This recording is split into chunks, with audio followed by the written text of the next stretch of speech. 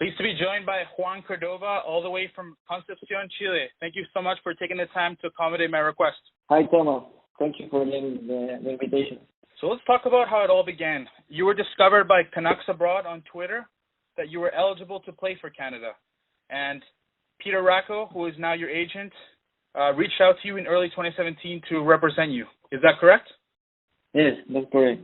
I was discovered from Canucks Abroad on Twitter because when I made a goal against Rangers, I posted my goal on Twitter, and then Canucks Abroad retweeted, and that's why it was the connection with Canucks Abroad, and then Peter Racco writes me, and he introduced me to the national team. So it was a curious way to arrive on Canada soccer. Shortly after your contract from the CSA, Octavio Zambrano called you up for U23 friendlies in Qatar. How was that experience in Doha? It was a very nice experience. It was my first cap for the national team, under 23, but my first international game was a very good experience. I met a lot of friends. Then I met again the last match against Cuba. I met a lot of friends from the under 23, so it was a nice experience. Good for me, for through my football, my way to play for the Canada. Is there a player on the national team that you didn't know previously that you were able to meet for the first time in the Cuba Nations League series just now in September? I knew a few teammates like Cornelius, Benio, Larry. Was a lot of new teammates because I was out for 2 years from the national team, so was a long time not being there, so I met new teammates. Your hometown in Chile, Los Andes. You got your first professional start at Unión San Felipe, where you developed and were one of the best players of the second division. That helped you move to the Primera División and signing a 4.5-year contract with Huachipato. Yes. I made my debut on Unión San Felipe. I played 4 years there. Then I moved to Huachipato. Now I'm here playing a lot of games constantly, and I am an important part of the team now. So I'm happy here, and I am very grateful with Unión San Felipe for gave me that opportunity to show me. How can playing in South America help your chances of future call-ups with Canada when they face Mexico and other Central American teams? Of course, this helps because the South American soccer is very different. It's a more tough game, so dynamic. So I play here, so that for me and for the national team, I can help the team because I know this way to play and the South American way. So it's help. Your former teammate Jose Bizama just transferred to Houston Dynamo. Is Major League Soccer a league that you'd want to play in? Yes, it's a good league. I want to play there. Maybe in the near future. For me, it will be great move to the MLS, and I think I could play there. So if there is a chance to play there, I will be happy to take the opportunity to play there. Is it true that the Vancouver Whitecaps were interested in you? You weren't asked to come in for a trial? The first time I heard that I came there for my trial, but I can't do that because I'm a professional player. I don't have to prove nothing in other club because I'm playing here. So if there is a club who wants buy me, he can watch my games, or they can come here to watch me play. I am another free player who goes to trial in different clubs. So I have contract here. I'm professional, and I don't have to prove nothing in other clubs. So a trial for me is not an option. What have you seen from the Canadian Premier League, if anything at all?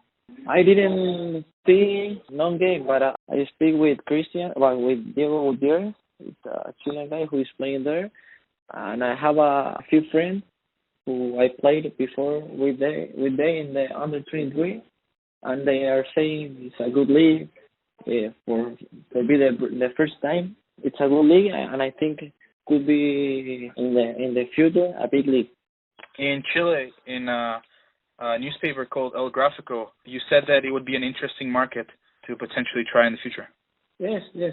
It's attractive market for young players who want to play in a nice country, and it's a league who let you show you. So for the young players, it would be a great opportunity to play there and help the league increase the level. Speaking of Diego Gutierrez, who plays at Valor FC based out of Winnipeg, his twin brother, Christian Gutierrez, you played with him back in Huachipato. He's now back at his parent club, Chilean Giants Colo-Colo.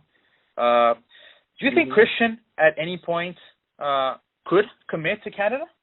So I spoke with Christian once this question, because Octavio Zambrano, he asked me if I can speak with Christian to came to Canada. But I spoke with Christian. I say, Christian, I'm also it's interesting you to. They want to play for Canada, but it's your option. So that is the thing I said. It's Christian's choice, so I can't do nothing more than that.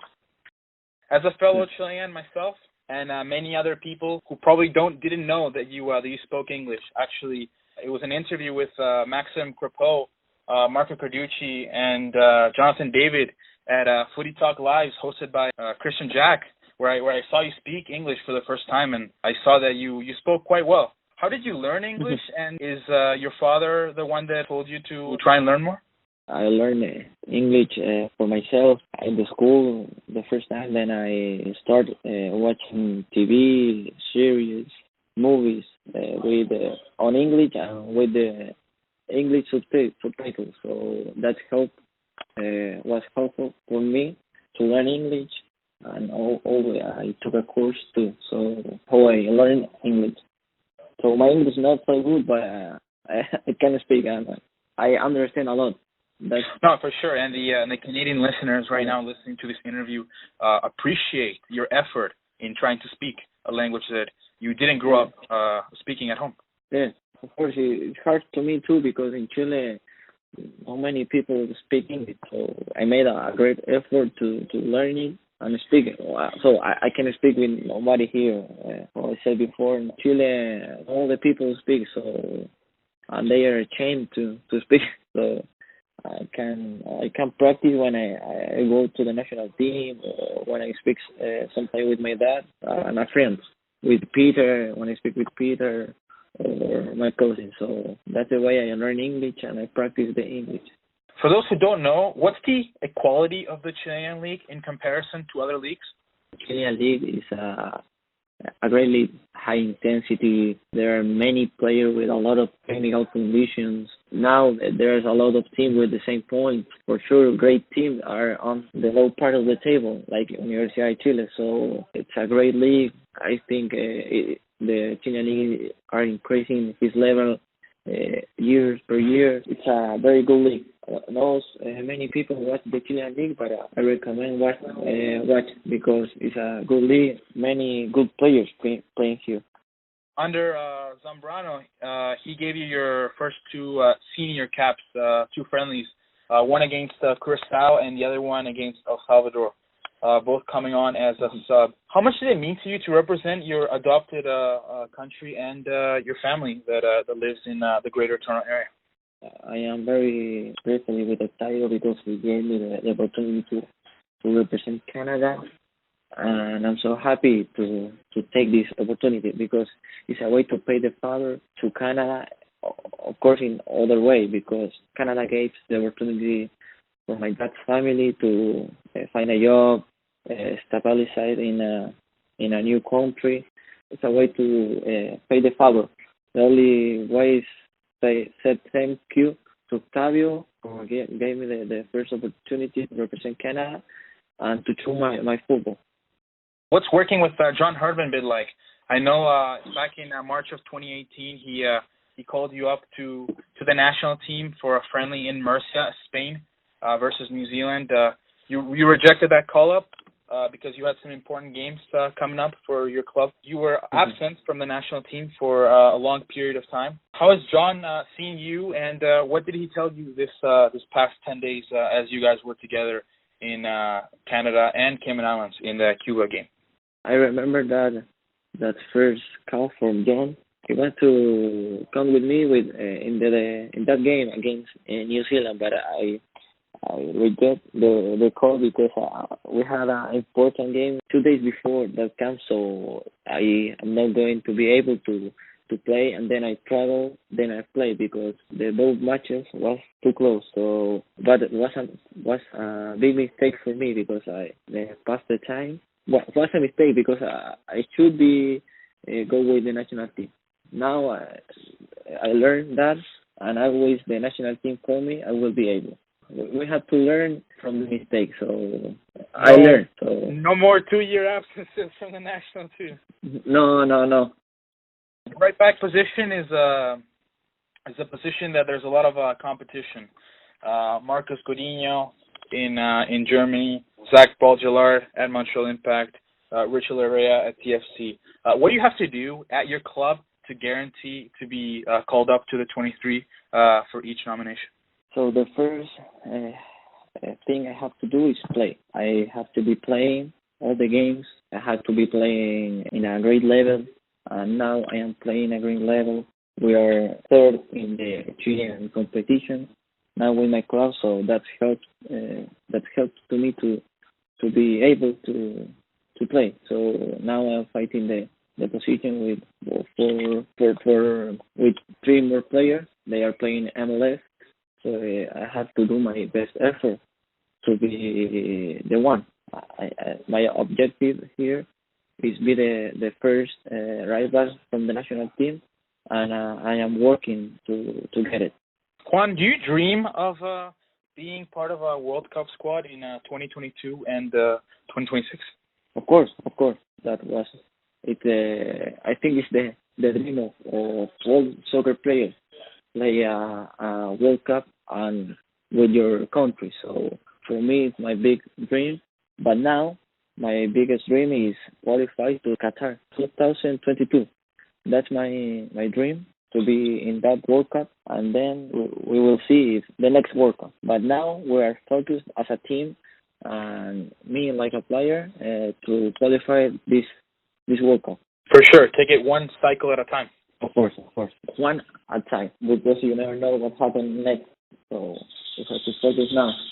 Juan, you're 24 years old. Would you say that's a really good age, maturity-wise? Yes, of course.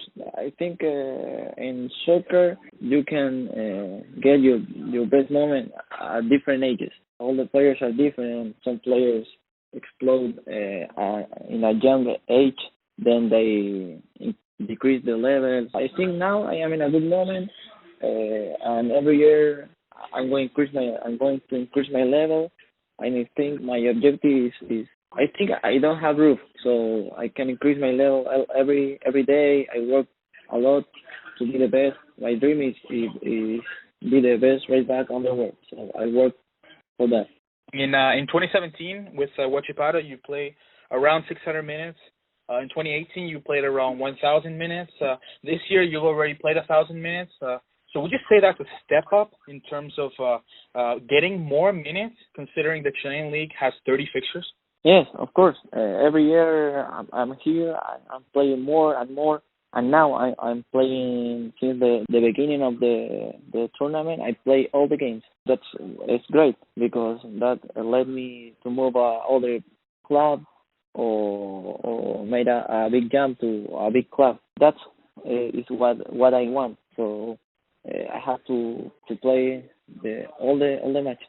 How realistic is your club's possibility to qualify into the Copa Sudamericana, even if it is just the qualifying stages?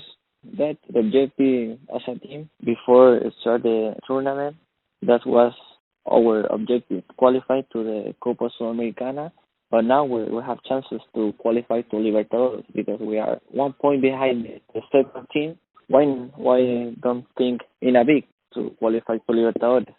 I would like to give you an opportunity to say something to the Canadian soccer fans who are listening, that if there is something they don't know about you, what would it be?